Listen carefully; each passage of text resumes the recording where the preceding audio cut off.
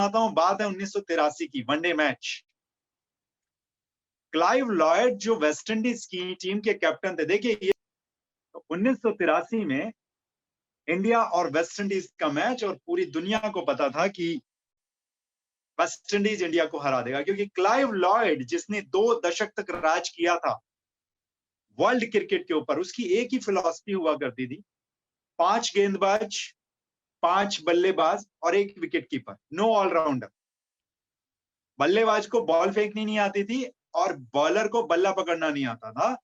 और उसने 1975 का वर्ल्ड कप जीता, उसने 1979 का वर्ल्ड कप जीता, और 1983 का वर्ल्ड कप जब शुरू हुआ तो इंडिया 183 पे ऑल आउट, और सबको पता था कि पहले 35 ओवर में इंडिया मैच जीत जाएगी।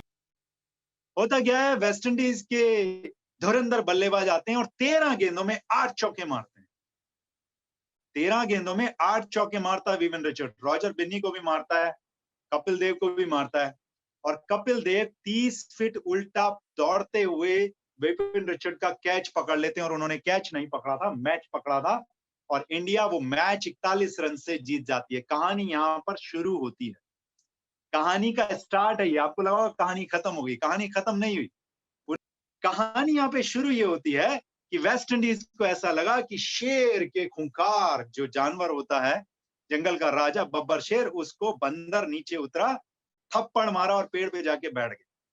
वेस्ट इंडीज को ये बात हजम ही नहीं हुई कि वो वर्ल्ड कप हार गए। कहानी शुरू यहां से ये होती है।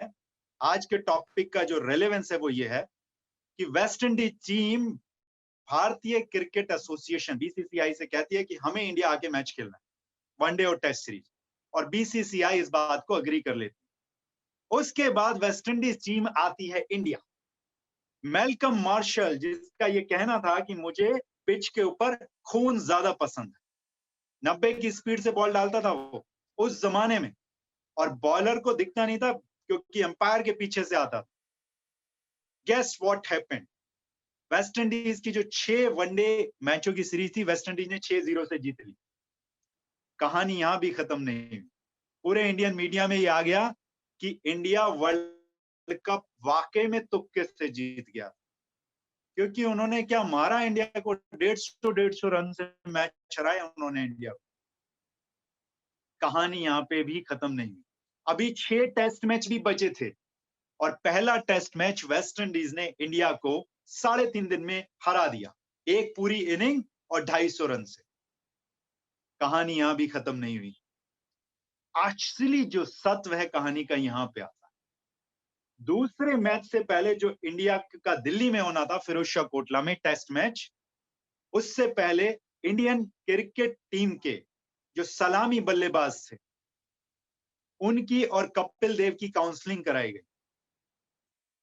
और काउंसलिंग में जो विशेषज्ञ बैठे थे, जो विशेषज्ञ आप में से कुछ लोग बनने वाले हैं, जो क्रिकेटर्स को और स्पोर्ट्समैन को भी पीक परफॉर्मेंस पे लेके जाएंगे, उन्होंने कहा कि अगर मेलकम मार्शल इस दुनिया का सबसे खतरनाक बॉलर है, तो आप लोग इस दुनिया के सबसे खतरनाक बैट्समैन हैं। तो आपकी जो अप्रोच है जिंदगी की, यानी कि मैं यहाँ पे जिंदगी की अप्रोच से इसको कनेक्ट कर रहा हूं, उन्होंने कहा आपका जो प्ले का अप्रोच है उसको डिफरेंस, उसको चेंज करना पड़े। क्या चेंज करना पड़े?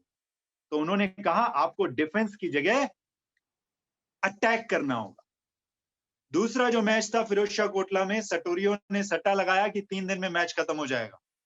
गेस व्हाट हैपेंड, कहानी की शुरुआत यह है कि मेलकम मार्शल के हाथ में बॉल थी और सामने था सुनील गावस्कर।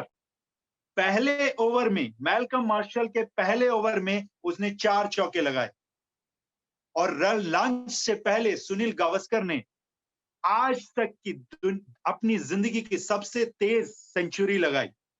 यानी कि लंच से पहले के सेशन में, 2 घंटे के सेशन में, सुनील गावस्कर ने 107 धुआंधार रन बनाए। मेलकम मार्शल अपने बायोग्राफी में लिखता है कि जब सुनील गावस्कर ने मुझे उस दूसरे टेस्ट मैच में 4 लगातार चौके मारे थे मेरे पहले ओवर में, तो मुझे यह लगा था कि इस देश की क्रिकेट में अब तूफान आने वाला है। यानी कि पूरी की पूरी इंडियन क्रिकेट पैराडाइम शिफ्ट कर गई थी, सिर्फ किसी व्यक्ति के झकझोरने के कारण। माय डियर फ्रेंड्स, मैंने इतनी सी बात इसलिए बताई कि आप अपनी जिंदगी को कभी भी चेंज कर सकते हो। ये 5 पॉइंट्स आपकी जिंदगी का नजरिया चेंज कर सकते हैं, आपकी जिंदगी में थॉट प्रोसेस चेंज कर सकते हैं, आपकी जिंदगी का एटीट्यूड चेंज कर सकते हैं। 5 पॉइंट्स इतने इंपॉर्टेंट हैं, इन पांचों पॉइंट्स को मैं जिंदगी में इंप्लीमेंट करता हूं। पहला पॉइंट हमने कहा था कि जिंदगी को ऐसे जियो कि मानो, आप लिख भी सकते हैं साथ साथ, और जो पसंद आए वो लिखते जाएं। और जिंदगी को ऐसे जियो मानो कि आज जीवन का आखिरी दिन है। जिंदगी को ऐसे जियो मानो जीवन का ये आखिरी दिन है। टूथब्रश ऐसे करो कि आज के बाद टूथब्रश करने को नहीं मिलेगा, आखिरी दफा कर रहा हूं। अब एक बात बताइए, अगर आपको ये मालूम है, बहुत ही गहरी बात बताऊंगा और प्रैक्टिकल बताऊंगा, कहीं किसी किताब में मिलेगी नहीं, पहले ही बता देता हूं, पर्सनल एक्सपीरियंस है। अगर आप अपनी लाइफ की ड्रीम जर्नी पे जा रहे हैं, सपोज आपने, ध्यान से सुनिएगा इस बात को, बहुत ही सच्चाई है इस बात और बहुत प्रैक्टिकल। आपने बचपन से एक ख्वाब देखा था कि आप यूरोप ट्रैवल करने के लिए जाएंगे, एलिजाबेथ 2 मेडिटेरियन क्रूज, दुनिया का सबसे बड़ा दूसरा या पहले नंबर का शिप, जिसपे लगभग 2200 यात्री होंगे और जिसपे लगभग 1800 उनका क्रू होगा। मैं एलिजाबेथ 2 की बात इसलिए कर रहा हूं क्योंकि मैं एलिजाबेथ 2 पे मेडिटेरियन क्रूज एक बार कर चुका हूं, 2007, 15 दिन का। It's a lavish cruise, Europe में चलता है, कैरिबियन सी में। तो अगर आपका वो ड्रीम है और अब वो आपका ड्रीम पूरा होने जा रहा है, तो आप उसके लिए कैसी तैयारी करेंगे? जी, अगर लाइफ का वो ड्रीम डेस्टिनेशन है और वहां आप जाना चाहते हैं सर के साथ, वैसे ज्यादा कुछ पैसे नहीं लगते Arvinder, get it, got it, तो उसके लिए क्या तैयारियां करोगे आप? बहुत झकास वाली तैयारियां करोगे। तो जब आप एक अपनी ऐसी जर्नी पे जा रहे हैं, परमानंद में जा रहे हैं, अभी उस परमपिता परमात्मा के पास जा रहे हैं, उस जर्नी की जब तैयारी करोगे तो उससे आखिरी वाला पहला दिन बड़े तरीके से बिताओगे ना, घर वालों के साथ भी बहुत अच्छे से बिताओगे, हैं? जो भी एक्शन करोगे जिंदगी का बहुत प्यार से करोगे, डेलिबरेटली, कि ये आज आखिरी दिन है मेरा। तो जिंदगी को ऐसे जियो मानो कि ये आज आपका आखिरी दिन हो इस संसार में, इसके बाद आप अल्टीमेट जर्नी पे जा रहे हैं। और एक और बात बताऊं आपको, मृत्यु नहीं होती है, जन्म होता है। पूछो कैसे? कोई पुराना सा जर्जर मकान जिसमें आप पिछले 80 साल से रह रहे हो और अब आपको पता लगता है कि ये मकान छोड़ो, अब दूसरे मकान में जाना है जो बहुत ही लैविशली बना हुआ है और नया बना है, तो यानी कि डेथ नहीं होती है, जन्म होता है। या तो नए मकान में जाओगे और या फिर परमानेंट में जाओगे हमेशा के लिए। तो यानी कि जर्नी तो आपकी ड्रीम वाली है ना। तो ड्रीम डेस्टिनेशन पे जाने के लिए जिस तरह से इंसान तैयारी करता है, अपनी पैकिंग करता है, ब्रश करता है, अपने कपड़े रखता है सूटकेस में, सब कुछ तैयारी से करता है, कितनी इत्मीनान से करता है ना उस दिन। और जब हम 7 समुद्र पार जाते हैं तो अपने घर वालों से हग करके नहीं जाते बहुत अच्छे से। गॉड नोज 20 घंटे की फ्लाइट है, क्या होगा उधर, पहुंचेंगे नहीं पहुंचेंगे, कहीं नीचे सी में चला जाएगा शिप, क्या होगा वो जो आपका प्लेन है। तो कहने का मतलब, लाइफ को, मेरा कहने का सिर्फ ये मतलब था कि जिंदगी को ऐसे जियो मानो कि ये आज आपकी जीवन का आखिरी दिन है। अपने घर वालों से ऐसे मिलके रहो जैसे कि आज उनके साथ ये आपका आखिरी दिन है। आपने कोई भी रिचुअल्स हैं डेली लाइफ के, ऐसे करो, इतने प्रेम पूर्वक करो, इतने मजे से करो मेडिटेशन के साथ, कि मानो ये मेरी जिंदगी का आखिरी दिन। पॉइंट बता देता हूं, लाइफ में आज की डेट में 23 नवंबर 2020 शाम को लगभग 8:35 पे आप अपनी जिंदगी के सबसे यंगेस्ट पर्सन हो और आप अपनी जिंदगी के सबसे ओल्ड वर्जन भी हो। अब आप कहेंगे दोनों चीजें एक साथ कैसे हो सकती हैं? आओ प्रूव कर देता हूं। आज आप अपनी जिंदगी के सबसे यंगेस्ट, सबसे ज्यादा युवा अवस्था में हो, क्योंकि कल आप आज से एक दिन और ज्यादा ओल्ड हो जाएंगे। यानी कि आने वाले कल से आज की अगर कंपैरिजन करेंगे तो you are today the youngest of your own. आप खुद की युवा अवस्था के चरम पे हो आज। और अगर जो कल गया उससे अगर कंपेयर करें तो आज आप अपने सबसे ज्यादा ओल्ड वर्जन पे हैं। तो यानी कि जिंदगी को ऐसे जियो कि जैसे आज आखिरी दिन हो, प्लस जिंदगी में लर्निंग की कैपेसिटी ऐसी रखो, लर्निंग की एबिलिटीज ऐसी रखो कि जैसे जिंदगी की आज शुरुआत आपने की है। अभी तो अगले 50 साल बाकी हैं, अभी तो अगले 17,000 पन्ने मुझे लिखने बाकी हैं भाई। So this is what I mean to say, यानी कि बिल्कुल इस तरह से सवेरे से शाम तक की मेरी एक्टिविटी होनी चाहिए जैसे कि ये आज लास्ट डे है मेरा। आज रात को सोऊंगा तो सुबह शायद उठूंगा कि नहीं उठूंगा नहीं मालूम, इसलिए सारे अपने रिचुअल बढ़िया से करके सो। फिर होगा क्या कि आप अपने हर रिचुअल को, हर काम को बड़े प्रेम से करोगे। और मैंने आपसे कहा भी होगा कि आप जब खाना खाएं तो भी बहुत चबा चबा के प्यार से प्रेम पूर्वक खाएं, पूरे मेडिटेशन के साथ। और अगर खाना खाते हुए सिर्फ ही खाना ही आप खा लें तो वो भी मेडिटेशन की स्टेज होती है, ठीक? जिसको मैं बहुत ज्यादा फॉलो करता हूँ। देखिए, अगर आपने ये काम सिर्फ एक दिन के लिए करना है, आपने ये काम सिर्फ एक दिन के लिए करना है। कौन से दिन के लिए? सिर्फ आज के लिए। आपने क्या करना है, इसका बहुत अच्छा तरीका बताता हूँ। सुबह सुबह शीशे के सामने खड़े होना है और खुद को देखना है और फिर कहना, यार ऊपर वाले क्या चीज बनाई है तूने, मतलब सिंगल पीस बनाया। चल आज आज का दिन हूं मैं, यहाँ पे आ रही हूं तेरे पास रात को। आपने ये काम सिर्फ एक दिन के लिए करना है। किस दिन के लिए? सिर्फ आज के लिए, कल के लिए नहीं करना। तो आज का दिन तो गया, तो अभी जितने रिचुअल्स रह गए हैं वो कर लेना। वो रिचुअल कुछ बचे नहीं है क्योंकि मैं मेडिटेशन कराने वाला हूँ 9:40 से 10:40 तक, तो ठीक है। और अभी आप मेरे सेशन में हो, तो अब कल जब सुबह होगी तो कल कल के लिए कर लेना। कल सुबह शीशे के सामने खड़े होना और शाम तक ऐसे ही जीना जैसे कि कल आखिरी दिन है, ठीक है। मगर परसों फिर वो आज हो जाएगा आपका। तो आपने रोजाना इस काम को करना है, सवेरे सिर्फ एक दिन के लिए। आपने ये नहीं सोचना कि मैंने अगले 6 महीने तक करना है। बाबा 6 महीने तक नहीं करना रे, एक दिन के लिए करना है। देखो, you can have an elephant but bite bite bite on daily basis gradually. देखो, आप ही के साथ थोड़ा थोड़ा खाना पड़ेगा। Are you getting my point? तो रोजाना एक दिन के लिए करना है वो काम। ये मत सोच के बैठो 1 महीने तक मुझे ऐसे करना है, नहीं, रोज एक दिन के लिए। देखो, मैं अपना खाना खाता हूं, मेरे घर वालों को पता है मुझे खाना खाने में आधा घंटा लगता। और अगर मेरा सेशन है 8:15 से, तो उससे 1 घंटा पहले मुझे खाना खा लेना चाहिए। तो मेरे पास 6:45 खाना आ जाता है और मैं उस समय खाना खाते समय कुछ नहीं करता, सिर्फ खाना खाता हूँ।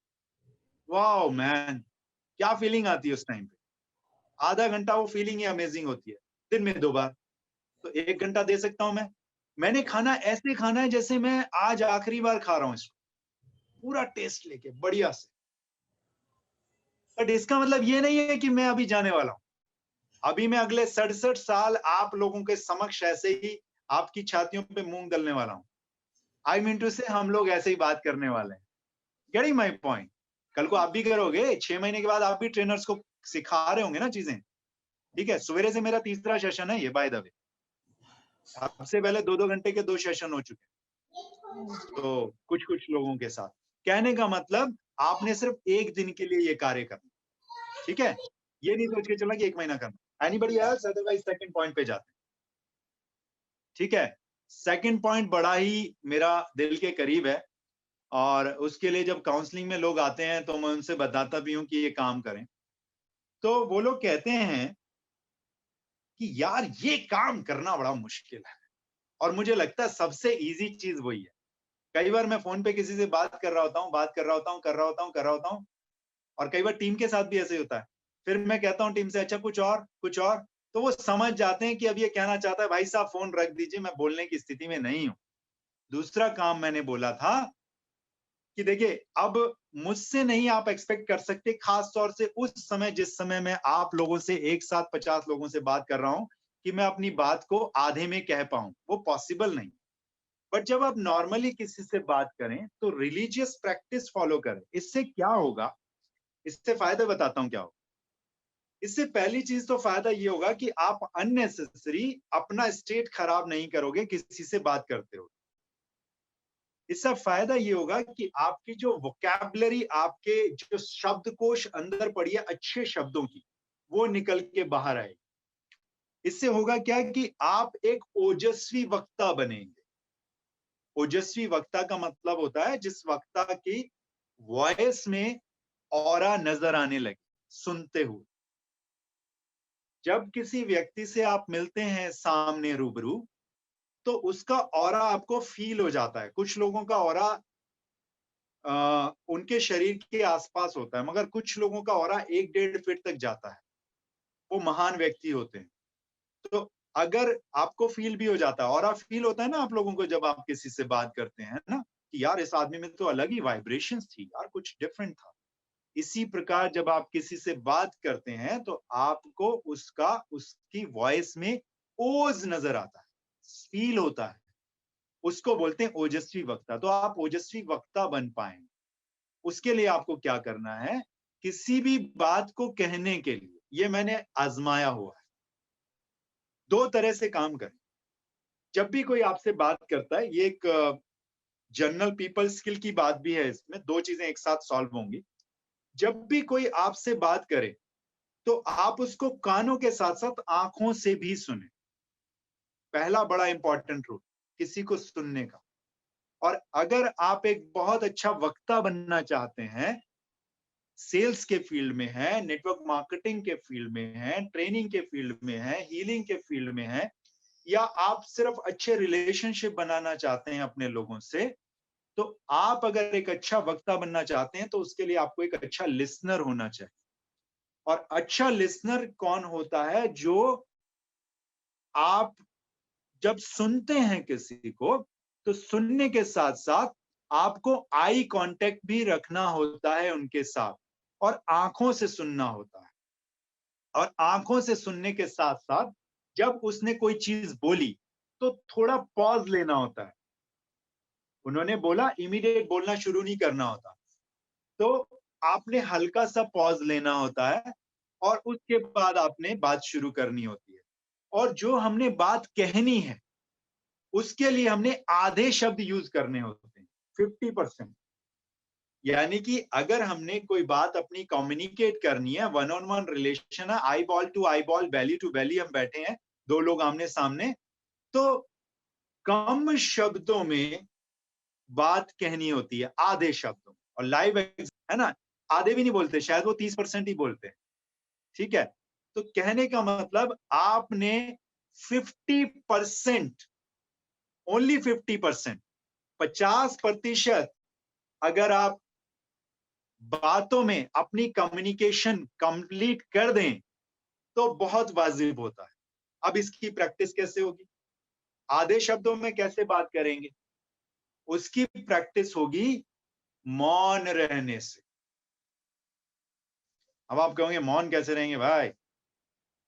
शुरू में महीने का 1 दिन निकालिए, प्रैक्टिस की बात बताता हूं आपको।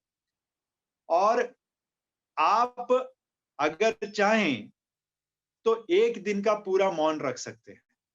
शुरू में आप आधे दिन के मौन से स्टार्ट करें। मौन रहना बहुत ही डिफिकल्ट है शुरू में, खास तौर से मेरे जैसे व्यक्ति के लिए जिसका काम ही बोलने का है। बट मैं इस प्रैक्टिस को रेगुलर बेसिस पे करता भी हूं। कई बार मैं 6 घंटे के मौन तो अक्सर करता हूं, हफ्ते में 2 बार कर लेता हूं मैं 6 घंटे के मौन। अब आप कहेंगे हम भी तो करते हैं 8 घंटे का मौन, रात को 10 बजे लगे सुबह 6 बजे तक। भाई साहब उस मौन की बात नहीं कर रहा हूं मैं मौन की बात कर रहा हूं दिन में, सवेरे 10 बजे से लेके शाम के 8 बजे तक। उस 10 घंटे में क्या आप 4 या 6 घंटे का मौन ले सकते हो किसी दिन? तो सही तरीका यह है कि शुरू में वही काम करना है आपने। हाथी को पूरा नहीं खा सकते, बाइट बाइट बाइट। शुरू में आप 2 घंटे से स्टार्ट करो, बट मौन रहने की प्रैक्टिस शुरू करो। देखिए अगर मौन रखने की प्रैक्टिस आप स्टार्ट करेंगे ना, तो जीवन में इतना आनंद आएगा, आपको मैं बता नहीं सकता। और जिस दिन मुझे ये रहता नहीं कि कल मैंने 6 घंटे बोलना नहीं है, उससे एक दिन पहले मुझे बहुत ही प्यारे रोंगटे खड़े हो रहे थे। मैंने कहा कल मजा आने वाला है, कल मेरा फोन एक तरफ पड़ा होगा और बच्चे फोन उठाएंगे, क्योंकि मेरे बच्चों को ना पैसे मिलते हैं फोन उठाने के उस दिन, जिस दिन मैं मौन पे रहता हूँ, उनको हर कॉल पे पैसे मिलते हैं। तो दे ऑलवेज एक्साइटेड अबाउट कि पापा मौन पे किस दिन है। प्लस उस दिन मैं उनको कुछ कहता भी नहीं गैजेट्स देखने के लिए या टीवी के लिए। तो इससे ना आपके फैमिली में बड़ा मजा आएगा। एक तो बच्चों को एक दिन की रिलैक्सेशन रहेगी। और मौन पे किस टाइम? सवेरे नहीं रहना है, ऑफिस से आने के बाद का मौन है वो, कि आपने ऑफिस से निकले और अब आपने सोच लिया रात को 10 बजे तक मौन पे रहेंगे, ताकि बच्चे धमा चौकड़ी मचाते रहें, बीवी कुछ भी बोलती रहे, उनको टेंशन नहीं है उस दिन, क्योंकि उस दिन आप मौन पे हो। और मौन पे रहने का मतलब ये नहीं रहता कि आप सिर्फ कीप मम हो। मौन पे रहने का मतलब होता है कि आपने आई कांटेक्ट भी नहीं करना होता, और आपने उनके एक्सप्रेशन पे कोई एक्सप्रेशन भी नहीं देने होते, और आपने गुस्से में भी नहीं आना होता। दैट्स कॉल्ड मौन। कुछ लोग सोचते हैं सिर्फ चुप रहना है, आंखें दिखानी है या लिख के कुछ करना है। नहीं, कुछ नहीं करना भाई, गुस्से में भी नहीं आना। आप 4 घंटे मौन रह के देखो अपनी फैमिली में। और मौन का मतलब कीप मम। और ऐसा नहीं कहीं और जाके मौन में रहना, उसी लिविंग रूम में बैठ के मौन पे रहना। यानी कि नजरअंदाज करना सीख जाओगे चीजों को। विनीता सोच रही, ओ माय गॉड इतना टफ है, तो ये तो पॉसिबल ही नहीं। पॉसिबल है मैडम, बिल्कुल पॉसिबल है। अगर आप चाहो तो पॉसिबल है। आप चीजों को नजरअंदाज करना सीख जाओगे। जिंदगी इतनी भी डिफिकल्ट नहीं है भाई, इतनी भी डिफिकल्ट नहीं है जिंदगी, बहुत इजी है। छोटी छोटी चीजों पे क्रिबिंग होना बंद हो जाओगे कुछ समय के बाद, अगर मौन व्रत शुरू कर दिया। और मौन व्रत मतलब मौन व्रत, नो एक्सप्रेशन, नो एंजाइटी। अभी नीरज मैडम आपको एंजाइटी की एक्सरसाइज कराते हैं ना, पता है क्यों करानी पड़ती है उनको आपको एक्सरसाइज एंजाइटी? क्योंकि आप हमेशा एंजाइटी में रहते हो। मौन पे रहना शुरू करोगे तो एंजाइटी चली जाएगी, बहुत कुछ सुकून में आ जाएगा। अगर मौन के ऊपर किसी का कोई प्रश्न है तो पूछे, नहीं तो मैं अगले स्टेप पे चलूंगा। मैंने कल कहा था कि 5 स्टेप में एलोबरेट करूंगा, कि 2 टॉपिक हो गए। तीसरी चीज, चिंता मत कीजिए, इसको अभी एलोबरेट करूंगा मैं सेकंड सेशन में, जब मैं एक्सरसाइज कराऊंगा। इसी के ऊपर एक्सरसाइज कराऊंगा, इन्हीं 5 पॉइंट्स पे एक्सरसाइज होगी आज, और कोई एक्सरसाइज नहीं होगी। एंड बाय द वे, जो लोग एक्सरसाइज करना चाहते हैं दोबारा दोबारा, और जो लोग मेरे लाइव मास्टरी के सेशन सुनना चाहते हैं, तो मेरे ख्याल आज कोई सेशन अपलोड हुआ है मेरा।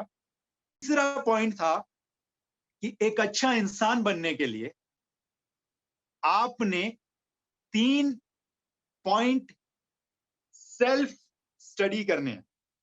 कि आपने एक अच्छा इंसान बनना है, उसके लिए 3 ऐसी चीजें क्या ऐड ऑन करनी है आपको अपने जीवन में, इसके ऊपर आपको होमवर्क करना। 3 ऐसी चीजें जो आप किसी ऐसे अपने स्पाउस में चाहते हो। आप अपने स्पाउस में 3 अच्छी चीजें चाहते हो सुमन जी, वो लिखनी है आपने। अपने लिए लिखनी है, उनके लिए नहीं लिखनी। अभी रश्मि लिख रही है दूसरों के लिए, अपने लिए लिखनी है। 3 इंपॉर्टेंट चीजें आपने लिखनी है, ये आपका होमवर्क है। इसके बारे में थोड़ा सेकंड सेशन में एलोबरेट करेंगे, 9:40 से 10:40 के सेशन। ठीक है, आइए चौथे पॉइंट पे आते हैं। चौथा पॉइंट याद है किसी को, या मैं ही बताऊं? चौथा पॉइंट है, देखिए ये जो मैं आपसे, कई लोग पूछते हैं मुझसे, कई लोग पूछते हैं कि क्या नाम, ऑब्जर्वेशन और अवेयरनेस में कैसे रहें। 2 बड़े इंपॉर्टेंट पॉइंट हैं जो अभी मैं पहले डिस्कस किया है। एक पॉइंट नंबर पहला और एक पॉइंट नंबर दूसरा। ये जो 2 पॉइंट हैं, ये बहुत ज्यादा हेल्प करेंगे आपकी अवेयरनेस और ऑब्जर्वेशन में ले जाने में। जब भी आप आज का दिन आखिरी दिन की तरह से जिएंगे, तो आप जो भी एक्ट करेंगे उसको अवेयरनेस में करेंगे। जो भी एक्ट करेंगे, अपने रिचुअल जो भी करेंगे। और जब भी आप मौन में रहेंगे तो आप ऑब्जर्वेशन बहुत अच्छा करेंगे। ये बिल्कुल सच्चाई है। जब आपको ये लगेगा, जब भी आप कहीं जाने की, अपने ड्रीम डेस्टिनेशन पे जाने की तैयारी करते हैं और पैकिंग करते हैं, बड़ी अवेयरनेस में पैकिंग करते हैं, आप कुछ छोड़ते नहीं है। वो रिचुअल्स 1 दिन पहले के, 2 दिन पहले के रिचुअल बड़े प्यार से करते हैं, अवेयरनेस के साथ। तो अगर अवेयरनेस बढ़ानी है तो आज का दिन ऐसे दियो जैसे आखिरी हो। और अगर ऑब्जर्वेशन बढ़ानी है तो मौन करो। तो ये जो अवेयरनेस और ऑब्जर्वेशन है, ये आपको आखिरी दिन के तरीके से जीने से और मौन व्रत से, दोनों से आ जाएगा। तीसरा पॉइंट, 3 इंपॉर्टेंट चीजें। चौथे पॉइंट पे आते हैं। आज सुबह से लेकर शाम तक जो भी मैंने काम किए, आज सुबह से लेकर शाम तक मैंने जो भी काम किए, उनका आकलन करना है मुझे। अब उनको मैंने खुद ही नंबर देने, मार्क्स देने कि अच्छा मैंने सवेरे ये किया था, अवेयरनेस में किया था क्या? नहीं, ये भूल गया था मैं। इसको और मैं अच्छे से कर सकता था और अवेयरनेस में रह सकता था। यानी कि कम से कम 10 मिनट बेड पे लेटने के बाद लोग कहते हैं नींद नहीं आती। अरे कैसे नहीं नींद आएगी? बिना बिना गोली के नींद नहीं आती। What are you talking about man? एक बार 10 मिनट जरा सुकून से आंख खोल के छत की तरफ देखकर जरा सोचो तो सही, सुबह से शाम तक किया क्या है आपने, और कौन कौन से एक्ट को मैं और अच्छे तरीके से कर सकता हूँ। ये बिल्कुल उसी तरह से जब जैसे आपको प्रोड्यूसर ने एक पिक्चर के लिए साइन किया और आपने वो पिक्चर पूरी काम किया 6 महीना और पिक्चर रिलीज हुई और आप थिएटर में आप चुपके से बैठे हो मुंह ढक के और अब ऑडियंस के रिएक्शन देख रहे हो और फिर पता लग रहा है यार ये सीन तो मैं और अच्छा कर सकता था, ये सीन तो और अच्छा कर सकता था। इस तरह से सवेरे 6 बजे से लेके रात के 10 बजे तक जो आपने जीवन जिया 16 घंटे का, एक्चुअली हम जीवन सिर्फ 16 घंटे ही जीते हैं एक दिन में। रात के 10 बजे से लेके अगले दिन सवेरे 6 बजे तक जीवन नहीं जीते हम सिर्फ लेट जाते हैं और मृत्यु शैया पे चले जाते हैं 8 घंटे या 6 घंटे के लिए। तो हम अपने जीवन का वैसे भी 2/3 जी रहे हैं। जिस समय हम जगे होते हैं उसी समय जी रहे होते हैं और उसमें भी हम सो रहे होते हैं। मैं क्यों कह रहा हूं रात को लेट के आकलन करने के लिए? क्योंकि जब आप रात को 10 मिनट के लिए लेटेंगे तो आपको रियलाइज होगा कि आपने वो कार्य भी सोते हुए ही किए एक तरह से। आधे काम ऐसे किए जो और अच्छे कर सकते थे आप अवेयरनेस में होके ऑब्जर्वेशन के साथ। परंतु वो काम हमने अवेयरनेस में किए ही नहीं, वो रैंडमली ऐसे ही कर दिए।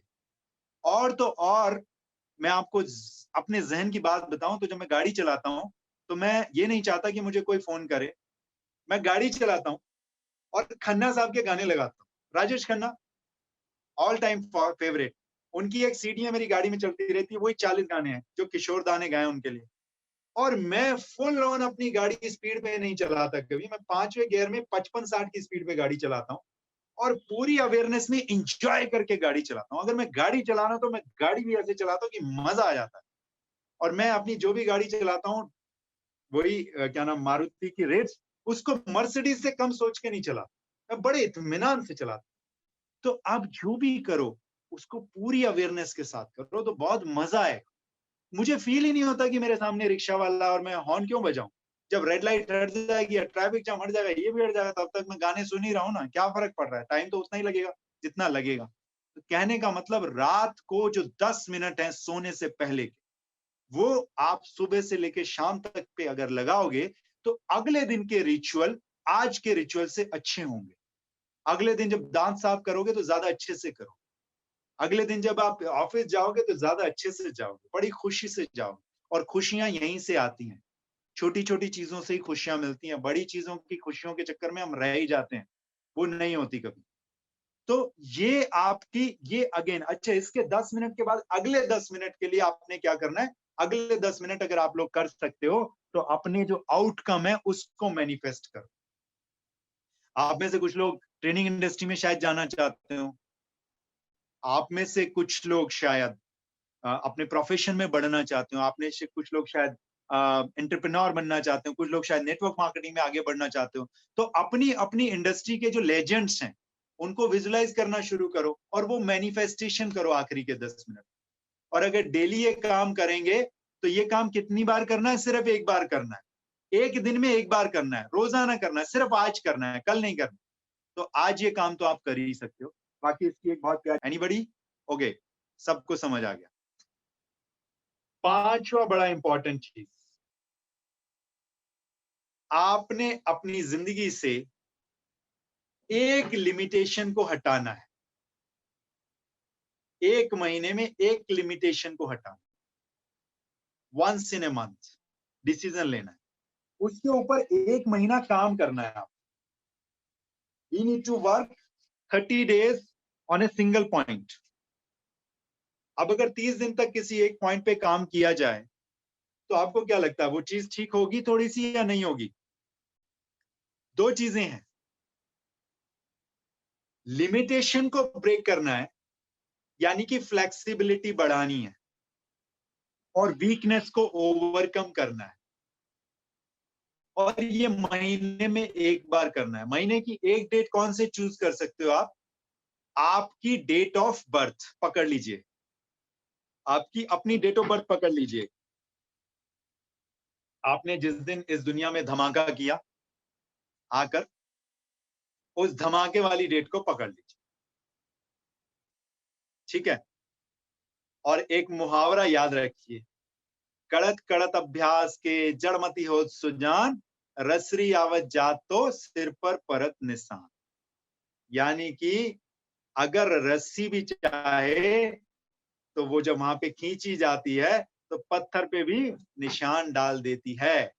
तो अपने बर्थडे वाले दिन एक उस डेट को एक लिमिटेशन से आपको महारत हासिल करनी है। लिमिटेशंस और वीकनेस दोनों ही सेम चीजें हैं।